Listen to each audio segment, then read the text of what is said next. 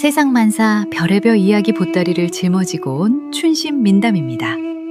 항상 행복하세요. 지리산 설산을 사내 하나가 비틀거리며 내달리고 있었습니다.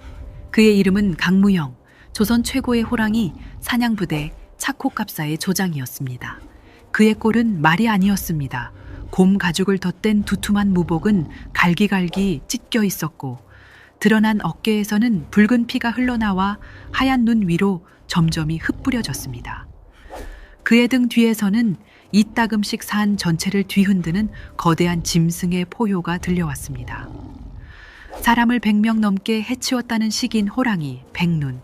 무영은 그놈을 쫓아 이 깊은 산속까지 들어왔다가 오히려 역으로 쫓기는 신세가 된 것이었습니다. 제기랄. 무영은 미끄러운 눈길에 발을 헛디뎌 넘어졌습니다. 부상당한 어깨에서 터져나오는 극심한 고통의 눈앞이 아찔해졌지요. 이대로 쓰러져 있다가는 꼼짝없이 저 짐승의 밥이 될 터였습니다. 그는 이를 악물고 몸을 일으키려 했습니다. 바로 그때였습니다. 휘몰아치는 눈보라 저편, 골짜기 깊숙한 곳에서 희미한 불빛 하나가 깜빡이는 것이 보였습니다. 인가였습니다. 살았다. 무영은 마지막 남은 힘을 쥐어짰습니다. 그는 미친 듯이 불빛을 향해 달렸습니다. 등 뒤에서 들려오는 호랑이의 포효는 점점 더 가까워지고 있었습니다. 마침내 벼랑 끝에 위태롭게 서 있는 작은 오두막집 앞에 도착했을 때 그는 거의 탈진 상태였습니다. 문 좀 열어주시오. 사람이 죽어갑니다. 제발. 무영은 육중한 나무 문을 부서져라 두드렸습니다. 하지만 안에서는 아무런 인기척도 없었습니다. 인기척이 없는 것이 아니라 눈보라 소리에 그의 목소리가 묻혀버리는 것 같았습니다. 등 뒤에서 나뭇가지 부러지는 소리가 들렸습니다. 놈이 코앞까지 쫓아온 것입니다. 더 이상 망설일 시간이 없었습니다.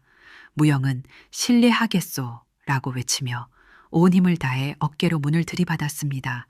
쾅! 낡은 문고리가 부서지며 문이 안으로 열렸습니다. 그는 비틀거리며 집 안으로 굴러들어가 재빨리 문을 닫고 빗장을 걸었습니다. 그가 빗장을 거는 순간 밖에서 쿵 하는 소리와 함께 호랑이가 문에 몸을 부딪히는 충격이 고스란히 전해져 왔습니다. 무영은 거친 숨을 몰아쉬며 안도의 한숨과 함께 바닥에 주저앉았습니다. 그리고는 집주인에게 용서를 구하기 위해 고개를 들었지요. 방 안은 고요했습니다. 중앙에는 작은 화로가 붉은 숯불을 피우고 있었고 그 옆에서 하얀 소복을 입은 여인 하나가 촛불 아래서 그를 빤히 쳐다보고 있었습니다. 칠흑 같은 긴 머리를 단정하게 빗어 넘기고 꾸미지 않은 맨얼굴이었지만 그 미모는 숨길 수가 없었습니다. 하지만 그보다 더 무영을 놀라게 한 것은 그녀의 눈빛이었습니다. 갑작스러운 침입자를 보고도 놀라는 기색 하나 없이 그저 깊이를 알 수 없는 고요한 눈으로 자신을 관찰하고 있었기 때문입니다. 정적이 흘렀습니다. 무영은 자신의 무례를 깨닫고 황급히 자리에서 일어나 머리를 숙였습니다. 밖에서 흉악한 짐승에게 쫓기다 부상을 입어 살기 위해 부득이하게 문을 부수고 들어왔소. 부디 용서해 주시오. 여인은 여전히 표정 변화 없이 그를 바라보다가 나지막이 입을 열었습니다. 그녀의 목소리는 겉모습처럼 차분하고 맑았습니다. 밖에 있는 것이 백눈이 맞습니까? 무영은 깜짝 놀랐습니다. 이 깊은 산골의 여인이 어찌 그 악명 높은 호랑이의 이름을 알고 있단 말인가. 그렇소. 부인께서는 어찌 그놈을. 이 산에 살면서 그 이름을 모르면 간첩이지요. 한 달 전에는 이웃 마을의 나무꾼이 당했다고 들었습니다. 여인의 말은 담담했지만 무영은 그녀가 보통의 여인이 아님을 직감했습니다. 그녀는 이 산과 이 산의 위험을 정확히 알고 있었습니다. 여인은 자리에서 일어나 창틈으로 밖을 내다보더니 말했습니다. 눈보라가 이리 거세니 놈도 오래 머물지는 못할 겁니다. 하지만 날이 셀 때까지는 안심할 수 없겠지요. 무영은 여인이 혼자 사는 과부임을 짐작했습니다. 방 안에는 사내의 물건이라고는 찾아볼 수 없었고 그녀의 몸가짐은 정갈하기 그지없었습니다. 유교의 법도가 엄한 조선 땅에서 젊은 남녀가 단둘이 한 방에 있다는 것은 상상도 할 수 없는 일이었습니다. 더군다나 자신은 지금 피투성이의 짐승 냄새를 풍기는 불청객이었습니다. 부인, 배를 끼칠 수는 없소. 날이 밝는 대로 떠나겠소. 아니, 지금 당장이라도. 무영은 다시 문 쪽으로 향했습니다. 예법을 어기고 과부의 집에 머물 수는 없는 노릇이었습니다. 하지만 은홍이 그의 앞을 막아서듯 말했습니다. 나가면 죽습니다. 그녀의 목소리는 단호했습니다. 지금 나가시면 호랑이 밥이 되거나 얼어 죽거나 둘 중 하나입니다. 저는 제 집에서 사람이 죽어나가는 것을 보고 싶지 않습니다. 그리고는 화로 옆 아랫목을 가리켰습니다. 날이 셀 때까지는 저곳에 앉아 계시지요. 그것이 손님을 살리는 길이고 제가 편안해지는 길이기도 합니다. 방 안은 좁았지만 아늑했습니다. 바깥의 혹한이 거짓말처럼 느껴질 정도로 화롯불의 온기가 방 안을 훈훈하게 두고 있었지요. 무영은 아랫목에 앉아 있었지만 온몸이 긴장으로 뻣뻣하게 굳어 있었습니다.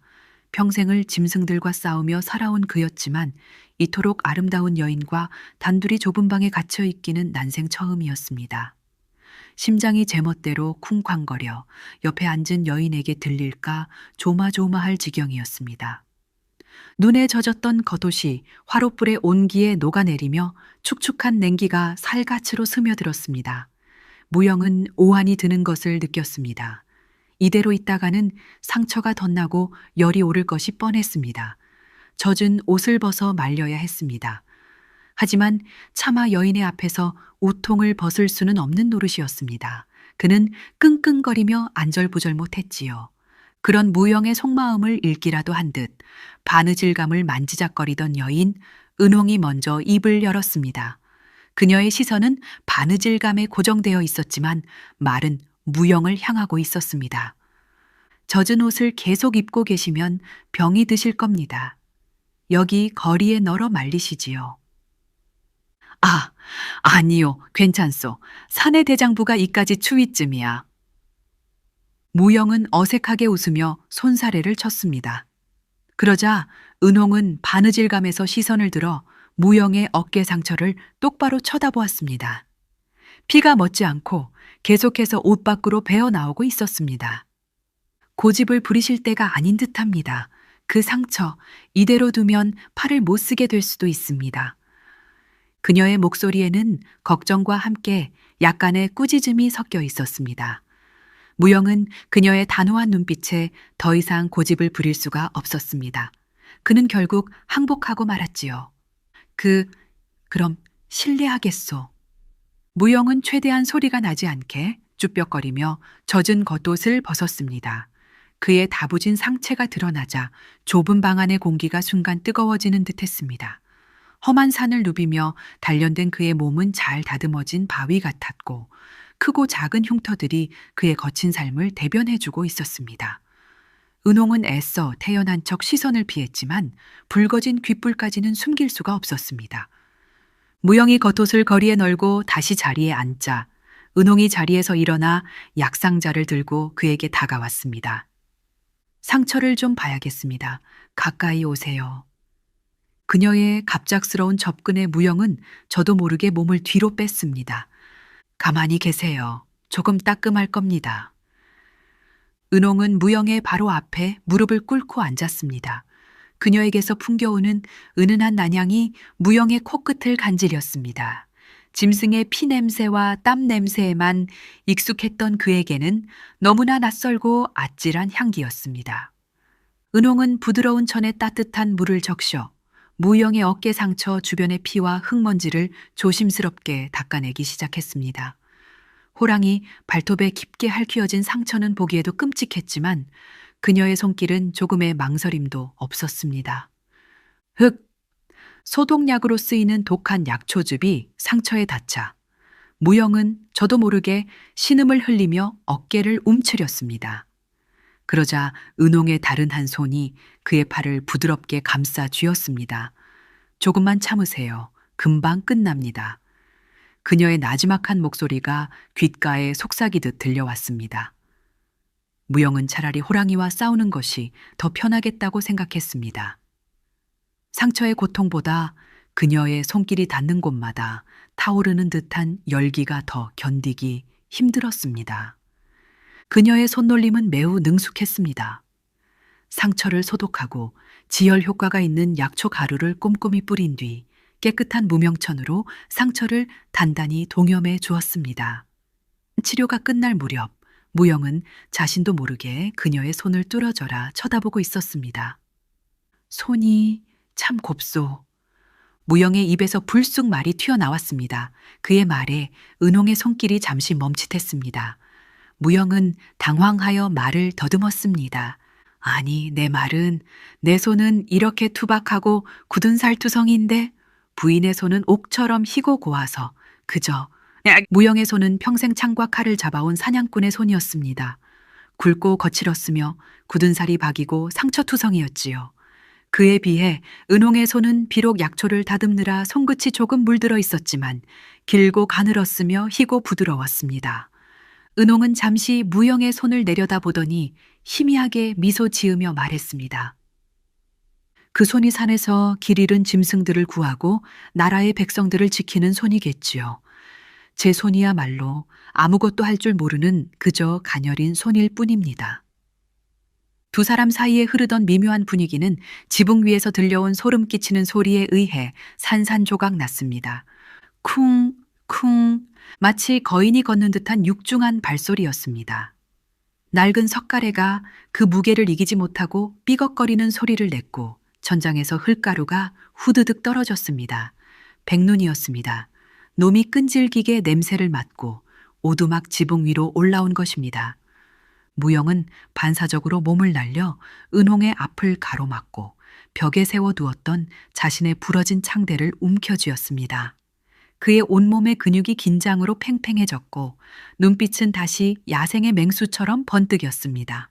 쉿, 가만히 계세요. 하지만 은홍은 놀라울 정도로 침착했습니다. 그녀는 오히려 무영의 팔을 잡아당기며 목소리를 낮춰 속삭였습니다. 지붕은 튼튼하니 걱정 마세요. 놈도 지붕을 뚫고 들어올 수는 없을 겁니다. 섣불리 소리를 내어 놈을 자극해서는 안 됩니다. 지붕 위에서는 호랑이가 초조한 듯 으르렁거리는 소리와 함께 앞발로 지붕을 긁어대는 소리가 들려왔습니다.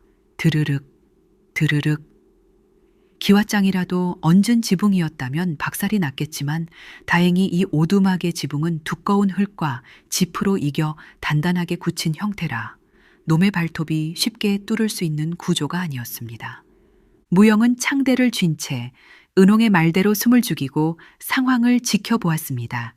그는 은홍의 담대함에 다시 한번 놀랐습니다. 보통의 여인이라면 기절을 하거나 비명을 지르며 울부짖었을 상황. 하지만 그녀는 마치 이런 일이 한두 번이 아니라는 듯 태연하게 화로의 불을 정리하고 있었습니다. 놈은 배가 고프면 더 난폭해집니다. 아마 이 안에서 나는 사람 냄새를 맡고 흥분한 모양입니다. 하지만 곧 지쳐서 제굴로 돌아갈 겁니다. 그때까지는 쥐 죽은 듯이 있어야 합니다. 은홍의 판단은 정확했습니다. 지붕 위에서 한참을 서성이던 호랑이는 별다른 소득이 없자 신경질적인 포효를 한번 내지르고는 이윽고 육중한 몸을 날려 지붕에서 뛰어내렸습니다.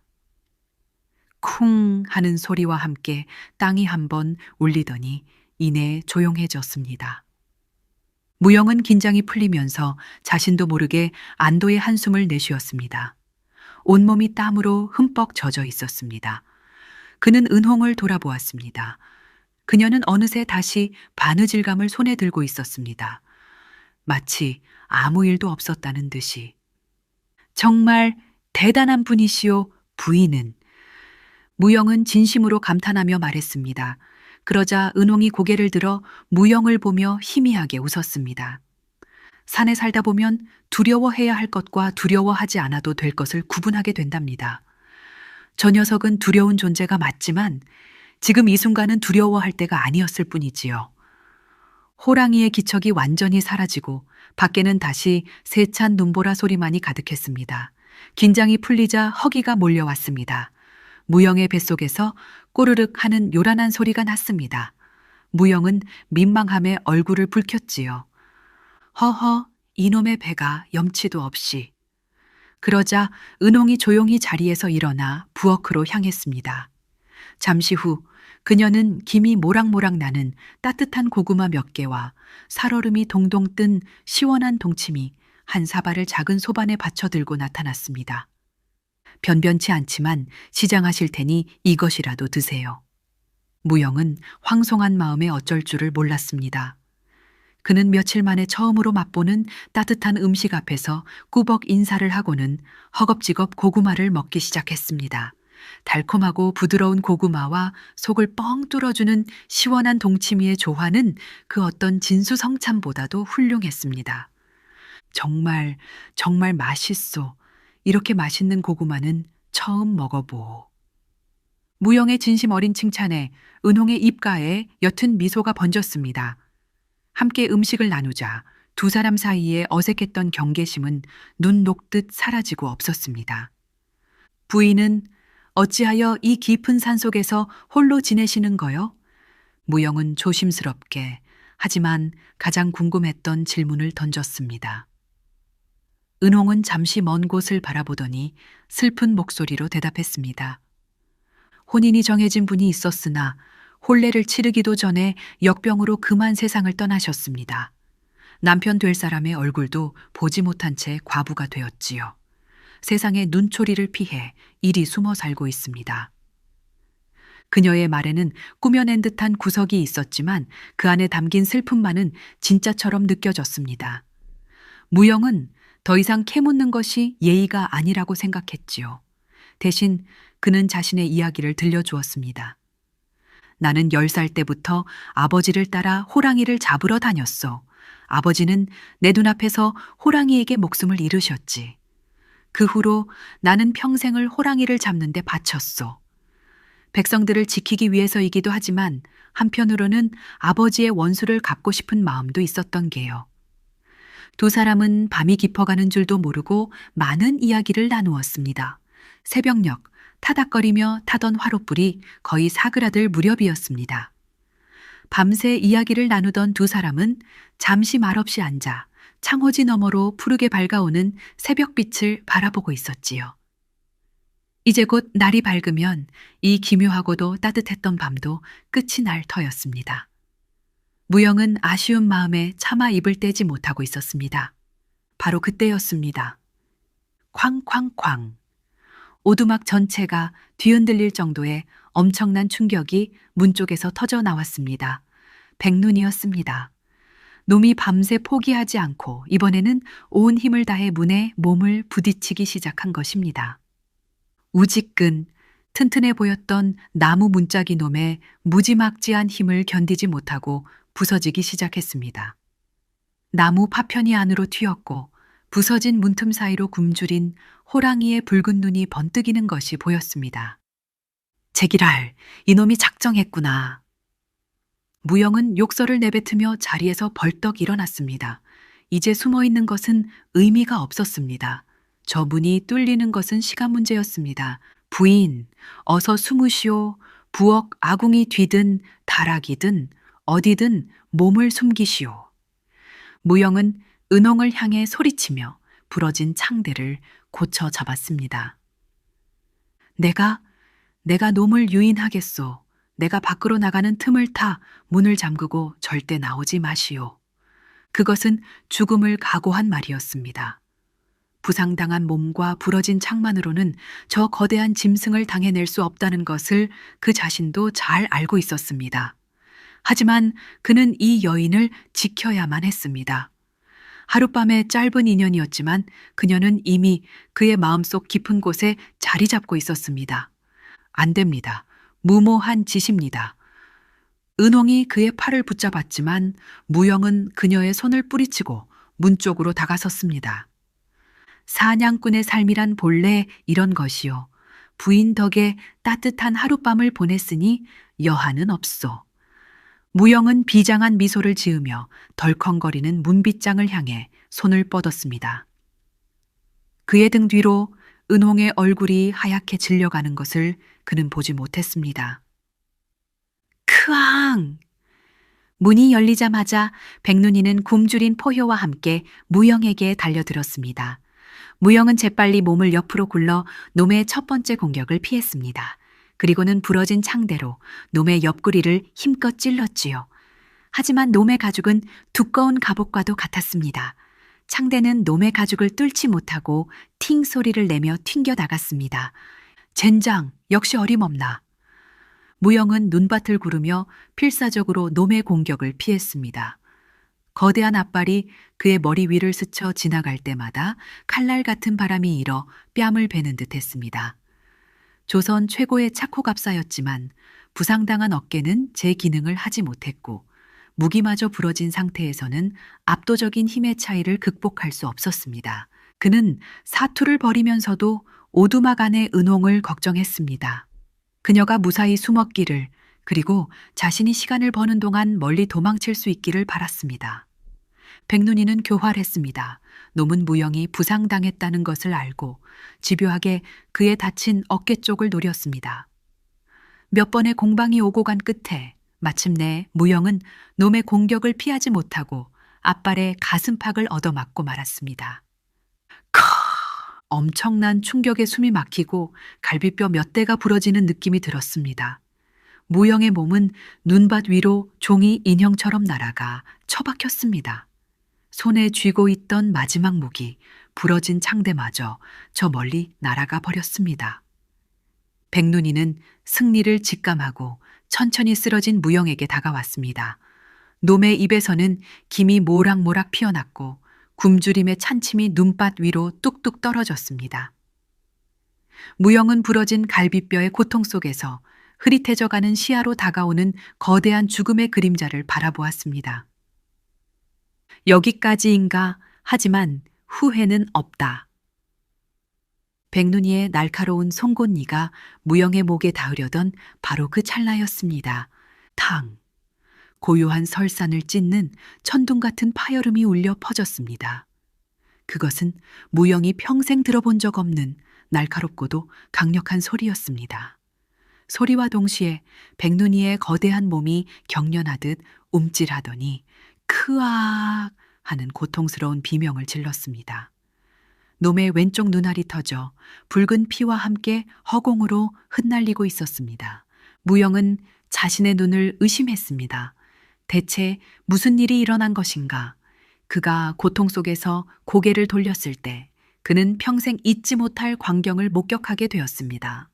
오두막의 방문이 활짝 열려 있었습니다. 그리고 그 문 앞에 하얀 소복을 입은 은홍이 서 있었습니다. 그녀의 손에는 그녀의 가녀린 몸집과는 전혀 어울리지 않는 길고 육중한 조총이 들려 있었습니다. 총구에서는 아직 가시지 않은 희미한 연기가 피어오르고 있었지요. 그녀의 자세는 한치의 흐트러짐도 없었습니다. 두 발은 어깨 너비로 벌려 땅에 굳건히 뿌리박고 있었고 총을 쥔 두 팔은 미동도 없이 목표물을 향해 겨누어져 있었습니다. 촛불 아래서 바느질을 하던 그 가녀린 과부의 모습은 온데간데 없고 그 자리에는 수많은 전투를 치른 백전노장처럼 냉철하고도 서슬퍼런 기세를 뿜어내는 명사수가 서 있었습니다. 무영은 넋을 잃고 그 모습을 바라보았습니다. 저것은 일반 포수들이 쓰는 낡은 화승총이 아니었습니다. 총신은 더 길고 정교했으며 격발장치 또한 훨씬 개량된 형태였습니다. 청나라에서나 볼 수 있는 최신식 조총이었습니다. 저런 귀한 물건을 어째서 이 깊은 산골의 과부가 가지고 있단 말인가? 그리고 저 신기에 가까운 사격 솜씨는 또 무엇이란 말인가? 무영의 머릿속은 온통 물음표로 가득 찼습니다. 한쪽 눈을 잃은 백눈이는 극도의 고통과 분노에 휩싸였습니다. 놈은 더 이상 무영에게 관심을 두지 않았습니다. 자신에게 상처를 입힌 새로운 적, 오두막 문 앞에 서 있는 은홍을 향해 미친 듯이 달려들었습니다. 크아! 땅이 울리고 눈보라가 일었습니다. 놈의 기세는 아까와는 비교도 안 될 만큼 흉악했습니다. 무영은 피하시오 라고 외치려 했지만 목소리가 제대로 나오지 않았습니다. 하지만 은홍은 조금도 당황하지 않았습니다.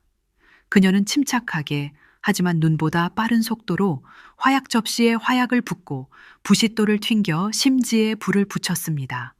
그리고는 총구를 들어 달려드는 호랑이의 미간을 겨누었습니다. 모든 동작이 물 흐르듯 자연스럽고 군더더기가 없었습니다. 탕! 두 번째 총성이 설산을 울렸습니다. 이번에도 총알은 정확히 목표물을 향해 날아갔습니다. 하지만 백눈이는 워낙 빠른 속도로 달려들고 있었고 총알은 놈의 미간을 깊숙이 파고드는 대신 이마를 스치며 길고 붉은 상처를 남겼습니다. 크왕! 치명상은 아니었지만 연이은 공격에 백눈이는 마침내 공포를 느꼈습니다. 놈은 평생을 이 산의 제왕으로 군림하며 단 한 번도 이처럼 강력하고 정체 모를 공격을 받아본 적이 없었습니다. 놈은 은홍의 코앞에서 급히 방향을 틀어 꼬리를 내리고 비명을 지르며 숲속 깊은 곳으로 도망쳐 버렸습니다. 거대한 위협이 사라지자 설산에는 다시 고요가 찾아왔습니다. 오직 총성의 여운만이 메아리처럼 맴돌 뿐이었습니다. 무영은 그 자리에 주저앉아 연기가 피어오르는 총구를 천천히 내리는 은홍의 모습을 넋 나간 사람처럼 바라보고 있었습니다. 상황이 완전히 종료되자 은홍은 조총을 어깨에 메고 무영에게 다가왔습니다. 그녀의 얼굴에는 방금 전에 냉철한 사냥꾼의 모습은 사라지고 다시 걱정스러운 표정의 여인이 서 있었습니다. 괜찮으십니까? 많이 다치셨습니다. 그녀가 손을 내밀었지만 무영은 멍하니 그녀를 올려다볼 뿐이었습니다. 그의 머릿속은 여전히 혼란스러웠습니다. 소복을 입은 가녀린 과부, 지붕 위의 호랑이 소리에도 태연하게 바느질을 하던 여인, 그리고 방금 전 조선 최고의 사냥꾼인 자신도 당해내지 못한 식인 호랑이를 단 2발의 총성으로 쫓아낸 명사수. 당신 대체 누구시오? 무영의 입에서 나온 것은 고맙다는 말이 아닌 의심과 경계가 가득한 질문이었습니다. 어찌하여 부인이 그런 물건을 가지고 있는 것이오? 그 솜씨는 하루 이틀 연습한 것이 아닌데. 그러자 은홍은 총을 능숙하게 닦으며 마치 오래전부터 이 질문을 기다렸다는 듯 담담하게 대답했습니다. 산속에 홀로 사는 여인이 자신을 지킬 방도 하나쯤은 있어야 하지 않겠습니까? 호신술이라니 그건 단순한 호신술이 아니오. 그 조총은 어디서 났으며 그 기술은 누구에게 배운 것이오. 무영은 자신도 모르게 그녀를 다그치고 있었습니다. 차코갑사의 조장으로서 저런 위험한 무기를 가진 정체불명의 인물을 그냥 지나칠 수는 없었기 때문입니다. 하지만 그의 마음 한구석에서는 그녀가 흉악한 범죄자나 역적이 아니기를 간절히 바라고 있었습니다. 은홍은 무영의 다그침에도 동요하지 않았습니다. 그녀는 총을 어루만지며 깊은 한숨을 내쉬었습니다. 이야기가 깁니다. 우선 안으로 들어가시지요. 이대로 있다가는 둘 다 얼어 죽겠습니다.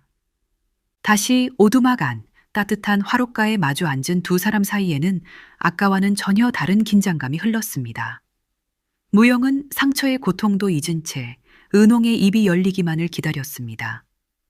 은홍은 따뜻한 차를 한 모금 마신 뒤 마침내 자신의 과거를 털어놓기 시작했습니다. 제 아버지는 청나라의 역관으로 가셨던 분입니다. 저는 어린 시절 아버지를 따라 북경에서 몇 해를 살았지요.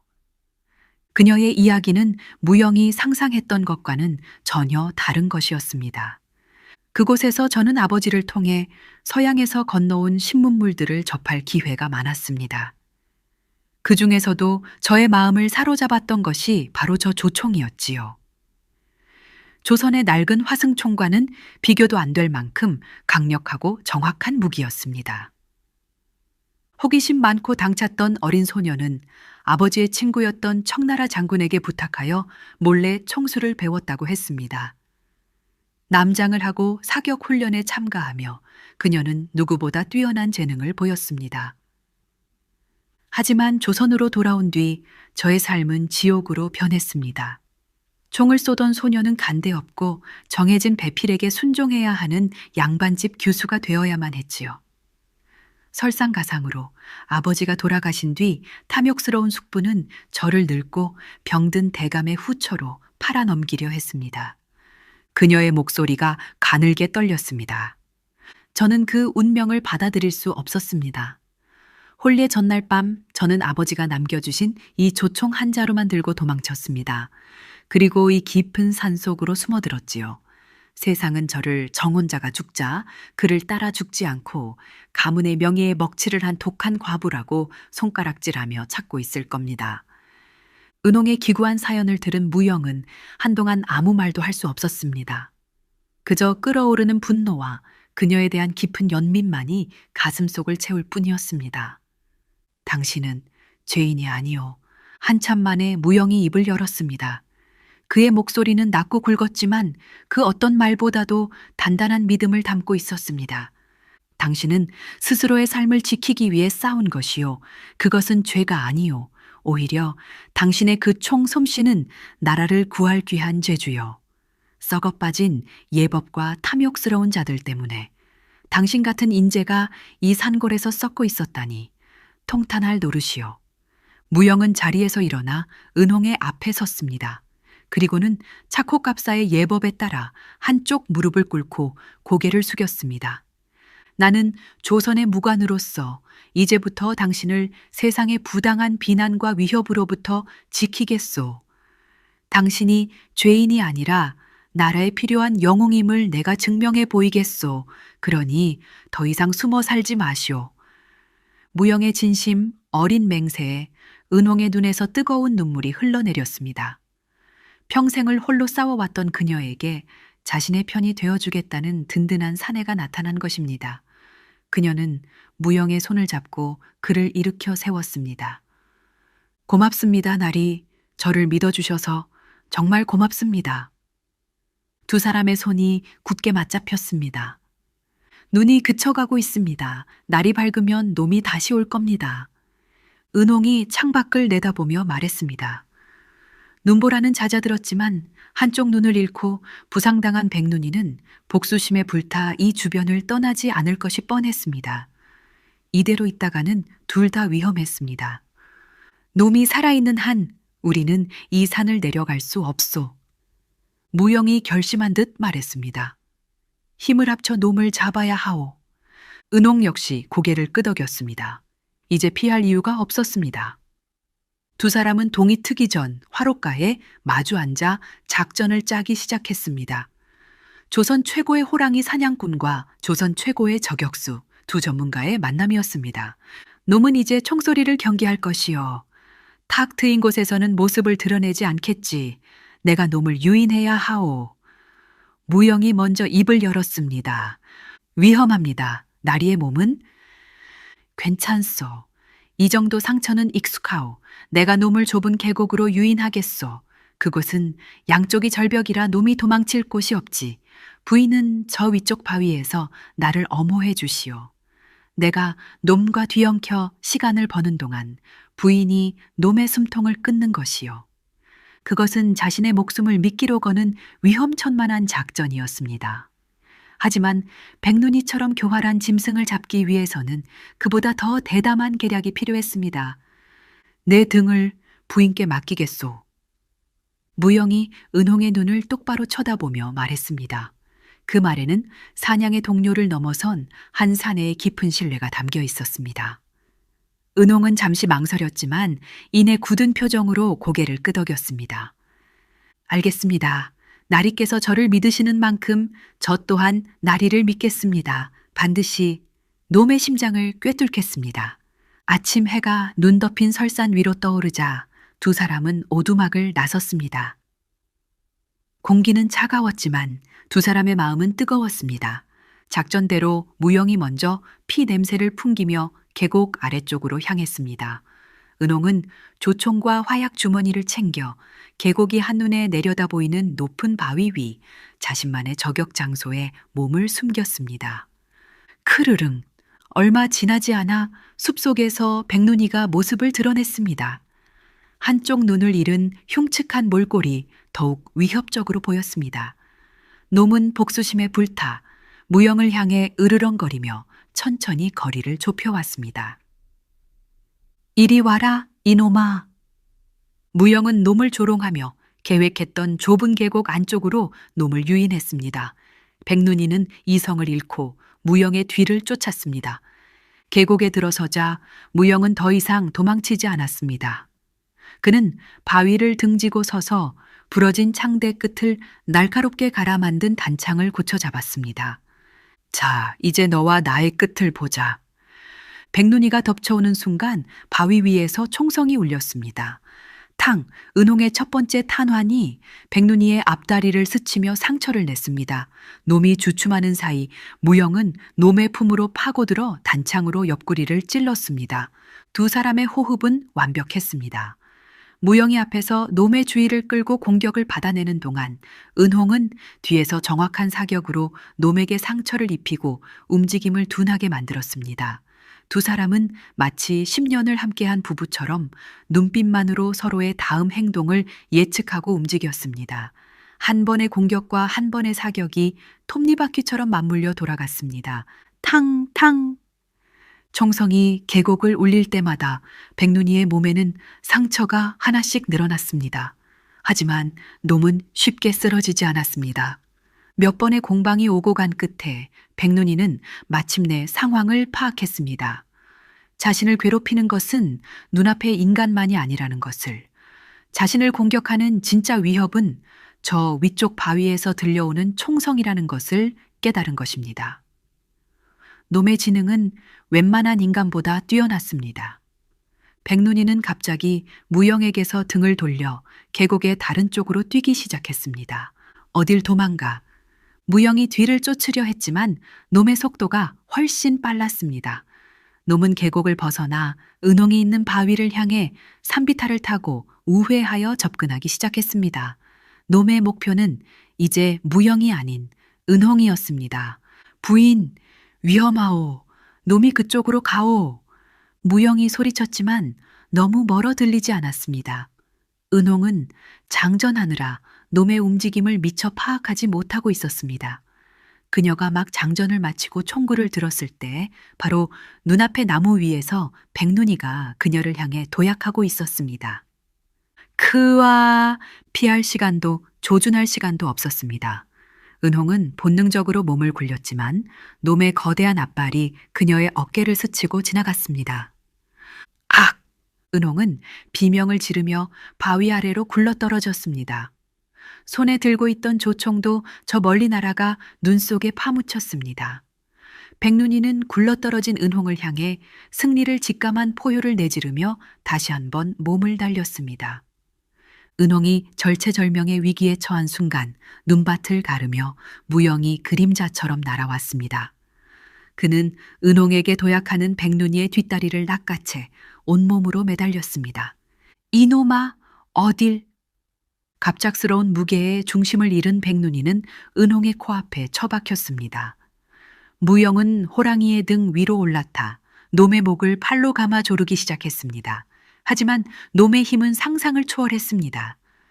백눈이는 몸을 거세게 흔들어 무영을 떨어뜨리려 했고 두 사냥꾼은 눈밭을 구르며 뒤엉켰습니다. 그것은 사냥이 아닌 생존을 위한 처절한 육탄전이었습니다. 무영은 날카로운 발톱에 등이 찢기고 거친 이빨에 팔이 물렸지만 결코 놈을 놓아주지 않았습니다. 그는 자신의 몸을 인간 방패 삼아 은홍이 총을 되찾을 시간을 벌어주고 있었던 것입니다. 부인, 총을 어서. 무영이 피를 토하며 소리쳤습니다. 은홍은 어깨의 고통을 참고 눈 속에 파묻힌 조총을 필사적으로 찾았습니다. 마침내 차가운 쇠의 감촉이 손끝에 닿았습니다. 그녀는 총을 집어들고 떨리는 손으로 화약을 재었습니다. 그 사이 무영은 거의 한계에 다다르고 있었습니다. 백눈이가 그의 팔을 물고 머리를 흔들었습니다. 뼈가 으스러지는 고통이 밀려왔습니다. 지금이요, 쏘시오, 나를 겨누어서라도 쏘란 말이오. 무영은 자신의 목숨을 버릴 각오로 은홍에게 사격각을 만들어주기 위해 놈의 입에 자신의 팔을 더 깊숙이 밀어 넣었습니다. 은홍의 시야에 무영의 피투성이 얼굴과 그 뒤로 보이는 호랑이의 심장 부근이 겹쳐 보였습니다. 은홍의 눈에서 뜨거운 눈물이 흘러내렸습니다. 자신을 구하기 위해 기꺼이 목숨을 내던진 사내. 그녀는 반가쇠를 당길 수가 없었습니다. 자칫 잘못하면 총알이 무영의 몸을 꿰뚫을 수도 있었습니다. 망설이지 마시오. 이게 우리의 마지막 기회요. 무영의 절박한 외침에 은홍은 눈을 질끈 감았다 떴습니다. 그녀의 눈에 더 이상 망설임은 없었습니다. 오직 냉철한 사냥꾼의 결단만이 남아 있었지요. 그녀는 숨을 멈추고 무영의 귓가를 스쳐 지나가는 바람의 흐름까지 계산했습니다. 그리고 반가소회를 당겼습니다. 탕! 마지막 총성이 설산을 울렸습니다. 총알은 마치 살아있는 생물처럼 무영의 귓가를 아슬아슬하게 스쳐 지나가 백눈이의 왼쪽 가슴, 정확히 심장이 있는 위치에 깊숙이 박혔습니다. 크억! 거대한 야수의 몸이 크게 한번 경련하더니 이내 힘없이 눈밭 위로 쓰러졌습니다. 놈의 눈에서는 서서히 생명의 빛이 사라져 갔습니다. 지리산을 공포에 떨게 했던 식인 호랑이 백눈의 최후였습니다. 무영 역시 호랑이의 몸과 함께 바닥으로 쓰러졌습니다. 온몸이 피투성이었지만 그의 눈은 살아남았다는 안도감과 은홍을 향한 믿음으로 빛나고 있었습니다. 무영 나리! 은홍은 총을 내던지고 무영에게 달려갔습니다. 그녀는 쓰러진 호랑이의 숨이 완전히 끊어진 것을 확인한 뒤 피를 흘리고 있는 무영을 부축해 일으켰습니다. 죽는 줄 알았잖아요. 정말 죽는 줄 알았단 말입니다. 은홍은 울먹이며 자신의 치맛자락을 찢어 무영의 팔 상처를 꽉 동여맸습니다. 그녀의 눈물은 원망과 안도감, 그리고 알 수 없는 뜨거운 감정이 뒤섞여 있었습니다. 무영은 고통 속에서도 피식 웃었습니다. 내가 이리 죽을 놈으로 보였소?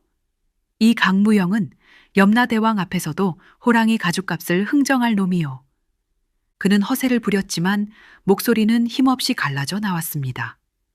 그는 피 묻지 않은 손으로 눈물 흘리는 은홍의 뺨을 부드럽게 감쌌습니다. 울지 마시오.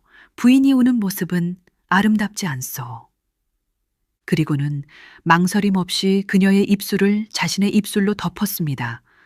거칠고 투박했지만 진심이 담긴 입맞춤이었습니다.